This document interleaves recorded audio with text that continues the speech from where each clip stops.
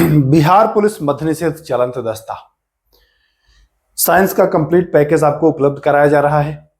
अगर आप पाठशाला वित्त के प्ले स्टोर से डाउनलोड कर लिए हैं ऐप, तो वहां पर आपको इन सब के पीडीएफ भी उपलब्ध कराए जा रहे हैं। तो अगर नहीं डाउनलोड किया है तो डाउनलोड करिए और जाकर के पीडीएफ ले लीजिए, क्योंकि साइंस बहुत महत्वपूर्ण है। आज के इस वीडियो में हम लोग ब्रेन यानी मस्तिष्क के बारे में पढ़ने वाले हैं। एक एक प्रश्न महत्वपूर्ण है। पहला प्रश्न ही आप देख लीजिए, ऐसे प्रश्न एग्जाम में डायरेक्ट छपते हैं। पहले हम कंप्लीट कर लेते हैं क्लास को, उसके बाद हम देखेंगे कि कैसे पीडीएफ प्राप्त कर सकते हैं। तो चलिए, नए हैं तो सब्सक्राइब कर लीजिएगा, क्योंकि आगे के वीडियो में मैं ये भी बताने वाला हूं पीडीएफ कैसे आपको लेना है और भी क्या क्या चीजें मिलेंगी, सब कुछ। तो आ जाइए। पहला सवाल, किसे मस्तिष्क का डाकघर यानी पोस्ट ऑफिस कहा जाता है? दिमाग का पोस्ट ऑफिस किसको कहा जाता है? विकल्प 4 है मेरे भाई, थैलेमस, हाइपोथैलेमस, पीनियल ग्रंथि या cerebrum. 4 option, thalamus, hypothalamus, pineal ग्रंथि या सेरिब्रम। डाकघर पूछ रहा है आपसे, पोस्ट ऑफिस पूछ रहा है, तो आप बताएंगे थैलेमस। क्या बताएंगे? थैलेमस। यानी कि आपका जो आंसर होगा वो ए बिल्कुल सही होगा। चलिए दूसरा सवाल पर आते हैं हम लोग। तंत्रिका तंत्र की रचनात्मक और कार्यात्मक इकाई क्या कहलाती है? तंत्रिका तंत्र की रचनात्मक और कार्यात्मक इकाई जो है वो न्यूरॉन कहलाती है। क्या कहलाती है? न्यूरॉन। तो दूसरा का बी। ठीक है, चलिए तीसरा सवाल देखिए क्या कह रहा है। मानव शरीर में पाई जाने वाली सबसे लंबी कोशिका, मानव शरीर में पाई जाने वाली सबसे लंबी कोशिका वही तो है तंत्रिका तंत्र, जिसको न्यूरॉन कह रहे हैं आप। तो यहां पर सी, पहले का ए, दूसरे का बी, तीसरे का सी। कितना है?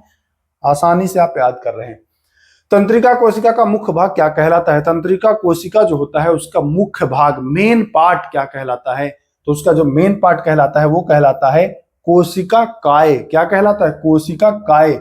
लेकिन कोशिका काय नहीं है तो सेल बॉडी या साइटोन, उसी को अंग्रेजी में कहते हैं सेल बॉडी या साइटोन।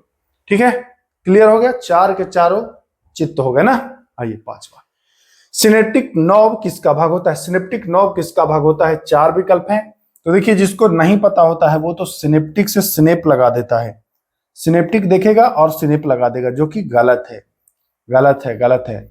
सिनेप्टिक नर्व जो होता है वो एक्सॉन का भाग होता है। किसका होता है? एक्सॉन का। तो ध्यान रखिएगा, विकल्प ए यहां पर सही है। आइए, मानव मस्तिष्क के ऊपर पाए जाने वाले त्रिस्तरीय सुरक्षा आवरण, 3 लेयर होता है, 3 लेयर होता है, मेनिंजेस होता है। ठीक है, अच्छा ध्यान रखिएगा, ये त्रिस्तरीय जो सुरक्षा आवरण है, अगर कभी पूछ दे आपसे कि बीच वाला का क्या नाम है, अंदर वाला का क्या नाम है, बाहर वाला का क्या नाम है, तो ये भी आपको ध्यान देना है ना। एग्जाम में आपसे ऐसे भी सवाल पूछे जाते हैं मेरे भाई, ये मत सोचिए कि ऐसे प्रश्न नहीं पूछे जाएंगे, पूछे जाते हैं। यहां पर फिलहाल आपको याद रखना है मेनिंजेस। ठीक है, मेनिंजेस।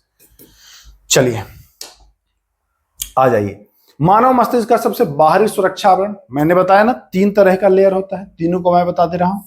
सबसे बाहरी, मध्य, सबसे भीतरी। सबसे बाहरी जो है वो ड्यूरा मैटर कहलाता है। सबसे बाहरी क्या कहलाता है? Dura mater. ठीक है, सबसे भीतरी जो है वो कहलाता है पाया मैटर। पाया मैटर। और ये जो बीच वाला है ना, ये कहलाता है एरेक्नाइड। ठीक, ये है तीनों याद रखिएगा। तो आपसे क्या पूछ रहा है? सबसे बाहरी सुरक्षा आवरण, तो बाहरी है ड्यूरा मैटर। क्लियर है? तंत्रिका कोशिकाओं को पोषण एवं सहारा देने का कार्य किया जाता है किसके द्वारा? तंत्रिका कोशिका को पोषण और सहारा देता है न्यूरोग्लिया के द्वारा। मानव मस्तिष्क का सबसे बड़ा भाग, मानव मस्तिष्क का सबसे बड़ा भाग जो है वह है सेरेब्रम। मानव मस्तिष्क का सबसे बड़ा भाग सेरेब्रम, इंपॉर्टेंट, ध्यान रखना है। चलिए, डेंसिफिनाल किसका भाग है? डेंसिफिनाल मस्तिष्क के किस पार्ट का हिस्सा है? डेंसिफिनाल जो है यह अग्रभाग का हिस्सा है। मस्तिष्क का जो अग्रभाग है उसी का पार्ट है डेंसिफिनाल। ध्यान रखिएगा, ये ऑप्शन सही हो जाएगा। आइए, कौन सा हार्मोन शरीर की दैनिक क्रियाओं एवं नींद को कंट्रोल करता है, नियंत्रित करता है? दैनिक क्रिया एवं नींद को कंट्रोल करने वाला जो हार्मोन है, हार्मोन की बात की जा रही है, तो वो हार्मोन है मेलाटोनिन। ये दैनिक क्रिया और नींद को कंट्रोल करता है, मेलाटोनिन, ध्यान रखिएगा, महत्वपूर्ण है। चलिए, डायंसिफेनॉल के किस भाग को प्रसारण केंद्र भी कहा जाता है? अच्छा, डायंसिफेनॉल किसका भाग है? तो डायंसिफेनॉल कहेंगे कि वो तो अग्र का भाग है। डायंसिफेनॉल किसका भाग है? तो ये अग्र का भाग है। अब इसके जो थैलेमस है ना, थैलेमस, इसको प्रसारण केंद्र कहा जाता है। तो पूछेगा डायंसिफेनॉल के किस भाग को प्रसारण केंद्र कहा जाता है, तो आप बताएंगे थैलेमस। देखिए, इसीलिए प्रश्न जो है ना, ये हमने दोनों भाषा में रखा है, ताकि जो अंग्रेजी मीडियम से पढ़े हैं सीबीएसई बोर्ड से, उनको कम से कम प्रश्न तो सही में समझ में आ जाए। चलिए, भूख, प्यास, क्रोध, शांति एवं प्रेम की अभिव्यक्ति को कौन कंट्रोल करता है? भूख हो गया, प्यास हो गया, शांति हो गया, प्रेम, इन सब को कंट्रोल करता है। ये सब प्रश्न तो आप पूर्व में भी किए हैं, पहले भी किए हैं ना, ये सब बहुत बार कराया जा चुका है। तो भूख, प्यास, क्रोध, शांति एवं प्रेम की जो अभिव्यक्ति है, इसको कंट्रोल करने वाला कौन होगा? क्या लग रहा है? थैलेमस होगा? नहीं। क्या लग रहा है? सेरेबेलम होगा? नहीं, ये होगा हाइपोथैलेमस। भूख हो गया, प्यास हो गया, क्रोध हो गया, इन सबको कंट्रोल करने वाला जो है वह है हाइपोथैलेमस। अच्छा, जरा कमेंट कर दें आप लोग, किसको पोस्ट ऑफिस कहते हैं? इनमें है पोस्ट ऑफिस वाला ऑप्शन, करिए कमेंट कि पोस्ट ऑफिस किसे कहा जाता है। मानव मस्तिष्क का जो है वह पोस्ट ऑफिस किसको कहा जाता है? तो आप बताएंगे कि जो पोस्ट ऑफिस है वह है थैलेमस। क्लियर? चलिए, अगला सवाल देखते हैं। अगला सवाल क्या है? आ जाइए। पोस्ट ऑफिस इसको कहते हैं। आइए, शरीर का तापमान बनाए रखता है। तापमान भी तो हाइपोथैलेमस का ही है ना कार्य। चलिए, मस्तिष्क का दूसरा सबसे बड़ा भाग। अच्छा, सबसे बड़ा भाग क्या था? तो सबसे बड़ा भाग सेरिब्रम था। सबसे बड़ा सेरिब्रम था। सेरिब्रम किसका पार्ट था? तो सेरिब्रम अग्र मस्तिष्क का पार्ट था। अब ये दूसरा सबसे बड़ा कह रहा है, तो दूसरा होगा सेरेबेलम, और सेरेबेलम होगा वो पश्च मस्तिष्क का होगा ना, तो ये भी ध्यान रखिएगा। आइए, दृष्टि, श्रवण एवं प्रतिवर्ती क्रिया का नियंत्रण। दृष्टि, श्रवण एवं प्रतिवर्ती क्रिया का नियंत्रण जो होता है, यह किसके द्वारा किया जाता है? तो यह मध्य मस्तिष्क के द्वारा किया जाता है। मध्य मस्तिष्क का ही भाग होता है, मध्य मस्तिष्क के द्वारा ही किया जाता है। देखिए, ऑप्शन बदलने पर आंसर बदल सकता है। जैसे कुछ ऑप्शन अगर मध्य मस्तिष्क हट जाए तो ऑप्शन भी बदल सकता है। फिलहाल यहाँ पर ध्यान रखिएगा, दृष्टि, श्रवण एवं प्रतिवर्ती क्रिया को जो कंट्रोल करता है वो होता है मध्य मस्तिष्क। आइए,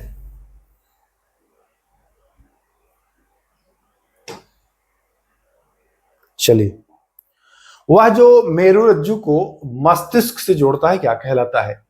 मेरुरज्जु को मस्तिष्क से जोड़ने वाला जो होता है वो होता है मेडुला ऑब्लोंगेटा। जी हाँ, मेरुरज्जु को मस्तिष्क से जो जोड़ता है वो होता है मेडुला ऑब्लोंगेटा। इंपॉर्टेंट है, ध्यान रखिएगा, एग्जाम में आता है ये सब प्रश्न, ऐसे ही प्रश्न आते हैं। अब आप रटते रह जाएंगे, आप नहीं कर पाएंगे। जब तक पूरा डिटेल में नहीं पढ़ने वाले हैं ना, तब तक आप नहीं करेंगे। ध्यान रखिएगा, मेडुला ऑब्लोंगेटा होगा। ठीक है, चलिए अगले सवाल की ओर आते हैं। इसका बी ऑप्शन सही हो जाएगा। ये मैं करा चुका ना आपको। सेरेबेलम किसका हिस्सा है? तो सेरेबेलम है, बेलम है तो ये पश्च मस्तिष्क का होगा, और सेरेब्रम रहता तो वो अग्र मस्तिष्क का होता। मस्तिष्क और मेरुरज्जु के बीच जो सूचनाओं का संचालन कौन करता है? मस्तिष्क और मेरुरज्जु के बीच सूचना भी मेडुला ऑब्लोंगेटा के द्वारा ही किया जाता है। सूचनाओं का संचालन मेडुला ऑब्लोंगेटा के द्वारा ही किया जाता है। निम्न में से कौन अग्र मस्तिष्क का भाग नहीं है? अग्र मस्तिष्क का, तो देखिए, सेरेब्रम है, थैलेमस है, हाइपोथैलेमस भी। सेरेबेलम ये पश्च मस्तिष्क का भाग है ना, पश्च का। श्वसन क्रिया को कंट्रोल कौन करता है? श्वसन क्रिया को कंट्रोल करने वाला मस्तिष्क का कौन सा भाग है? श्वसन क्रिया को कंट्रोल करता है पोन्स वेरेलाई करेगा, और एक मेडुला, ये दोनों रहेगा, पोन्स वेरेलाई और मेडुला ऑब्लोंगेटा। तो ध्यान रखिएगा, विकल्प यहां पर भी सही हो जाएगा। चलिए, देखिए, ये प्रश्न दोबारा आ गया क्या? नींद जनन क्रिया नहीं, ये दोबारा ये कराया था तो मैं नींद वाला, चलिए नहीं वो दूसरा था। नींद हो गया, जनन क्रिया हो गया, एवं उपापचयी क्रियाओं का नियंत्रण कौन करता है? नींद का, जनन क्रिया एवं उपापचयी क्रिया का जो नियंत्रण करता है वो कौन करता है? 4 ऑप्शन है, सेरेब्रम है, मध्य मस्तिष्क है, सेरेब्रम है और डायंसिफिनाल। तो डायंसिफिनाल हो जाएगा। नींद, जनन क्रिया एवं उपापचयी क्रियाओं का कंट्रोल जो है वो डायंसिफिनाल हो जाएगा। चलिए, कर्माकुचन गति, कर्माकुचन गति जो आप खाते हैं ना, खाते हैं, खाना जो जाता है वो कर्माकुचन गति होता है, उस पर आपका कंट्रोल नहीं होता है ना। खाना खाए वो कैसे जा रहा है वो आपसे मतलब नहीं है, वो कर्माकुचन गति। और कर्माकुचन गति भी जो कंट्रोल करता है वो मेडुला ऑब्लांगेटा के द्वारा ही किया जाता है। तंत्रिका तंत्र का विकास सबसे प्रथम हाइड्रा में हुआ था, ये तो प्रश्न बच्चे बच्चे जानते हैं। आइए, मस्तिष्क की वह चोट जिसमें व्यक्ति बेहोश हो जाता है एवं स्मरण शक्ति में कमी आ जाती है कहलाती है। मस्तिष्क की चोट कनक्शन कहलाता है। क्या कहलाता है? कनक्शन। वह मस्तिष्क विकार जिसमें रोगी लिखी भाषा को पढ़ने एवं समझने में असमर्थ होता है, क्या कहलाता है? वह विकार पढ़ा हुआ को, लिखा हुआ को पढ़ना और समझना दुर्लभ हो जाता है, रीडिंग डिसेबिलिटी हो जाता है, वह डिसलेक्सिया कहलाता है। क्या कहलाता है? डिसलेक्सिया। ठीक ना, ध्यान रखिएगा। चलिए आइए अगले सवाल की ओर आते हैं। मस्तिष्क एवं मेरुरज्जु को ढकने वाली झिल्ली में सूजन, मस्तिष्क एवं मेरुरज्जु को जो ढकती है झिल्ली, उसमें जो सूजन होता है उसी को कहते हैं क्या? मेनिंजाइटिस। मेनिंजाइटिस कहते हैं उसको, ध्यान रखिएगा। उसी को, सूजन को ही मेनिंजाइटिस कहा जाता है। इनमें से कौन सा रोग मस्तिष्क से संबंधित नहीं है? देखिएगा, बड़े अच्छे से समझिएगा, नहीं तो एकदम गलत करेंगे इसको। मस्तिष्क से संबंधित नहीं है। पार्किंसन रोग क्या मस्तिष्क से है? तो जी हाँ, बिल्कुल है। एमनेसिया, एमनेसिया यही है। आइए, एंसेफेलाइटिस, यह भी मस्तिष्क से संबंधित है। कहेंगे भ्रम तो है ही। देखो भाई, भ्रम जो है वो मस्तिष्क से नहीं बल्कि तंत्रिका तंत्र से संबंधित है, तो ये ध्यान रखना है। यही प्रश्न बच्चे गलत करते हैं कि भ्रम को लगा देते हैं जबकि ये तंत्रिका तंत्र से संबंधित है। तो हो जाएगा डी ऑप्शन। अल्जाइमर रोग, अल्जाइमर रोग से मानव मस्तिष्क का कौन सा भाग, अल्जाइमर जो है वो मस्तिष्क ही होता है, मानव शरीर का प्रभावित। पीनियल ग्रंथि किस प्रकार की ग्रंथि है? ये अंतःस्रावी ग्रंथि है। पीनियल जो है वो अंतःस्रावी ग्रंथि का हिस्सा है। आइए, निम्नलिखित का सही सुमेलित करिए। सही सुमेलित करना है। सीटी स्कैन, सीटी स्कैन शरीर की असमानताओं का पता चलाता है ना। सीटी स्कैन शरीर की असमानताओं का, तो शरीर की असमानताओं का मतलब पहला में ए, पहला में ए वाला और ये वाला में कोई होगा। चलिए, पेसमेकर हृदय की गतिविधि, पेसमेकर नहीं, पेसमेकर हृदय, हाँ, तो 4 में 4, 4 में 4, 4 में 4, 4 में 4। चलिए, 4 में 4, ए या डी होगा। आइए, ऑटो एनालाइजर और ईसीजी, इलेक्ट्रोकार्डियोग्राम ना, इलेक्ट्रोकार्डियोग्राम तो हृदय में विकार का पता, यानी कि 2 में 2, 1 का ए, 2 का 2, 3 का 3, 3 का तो अब 3 हो जाएगा। ऑटो एनालाइजर हो जाएगा जैव रासायनिक, 4 का 4। तो कर तो लिया हम लोगों ने। देखिए, ईईजी का फुल फॉर्म, ईसीजी का इलेक्ट्रोकार्डियोग्राम देखा था, ईईजी का होगा क्या होगा? इंडोक्राइन ग्राफ नहीं होगा, इलेक्ट्रो एंजाइम ग्राफ नहीं होगा, इलेक्ट्रो एन तो होगा ही नहीं, इलेक्ट्रो इंसेफेलोग्राफी। ठीक है ना, तो हो जाएगा ए ऑप्शन यहां पर सही, ईईजी का फुल फॉर्म। तो चलिए, कितने प्रश्न थे? 32 प्रश्न थे। इसमें हमने आपको बहुत ही कम समय में करा दिए। अब हम बात करते हैं कि कैसे मिलेगा पीडीएफ। पीडीएफ के लिए आपको क्या करना है, आइए हम बात करते हैं।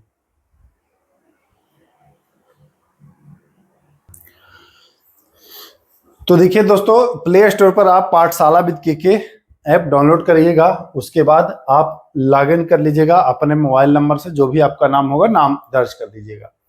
उसके बाद आपको आ जाना है पेड कोर्स में। पेड कोर्स पर जब क्लिक आप करेंगे ना, इस पर पहले वाले पर क्लिक करेंगे तो आपको फिर इस टाइप का आएगा, ये आपका आ जाएगा। यहाँ पर आप परचेज नहीं किए हैं, आप यहाँ पर परचेज नहीं किए हैं तो आपको दिखाएगा यहाँ पर बाई का। ठीक है, बाई का दिखाएगा। यहाँ पर आप इस पर क्लिक करिएगा तो आपको डायरेक्ट, आप जो भी एप्लीकेशन यूज करते हैं ऑनलाइन वाला पेमेंट का, डायरेक्ट आप वहीं से पेमेंट करेंगे, कोई तामझाम नहीं है। डायरेक्ट अगर पेटीएम है, फोन पे है, गूगल है, या जो भी भीम है, कोई भी, तो वो आप करेंगे, पेमेंट कर देंगे। जैसे ही पेमेंट आपका हो जाएगा फिर आपके पास ये आ जाएगा व्यू का ऑप्शन, ठीक ना। देखिए पेमेंट कितना करना है, मैंने रखा तो था 99, लेकिन आप लोग के लिए इसको कम करके कुछ समय के लिए 79 कर दिया हूं। इसमें क्या क्या मिलेगा वो भी मैं बता दूंगा।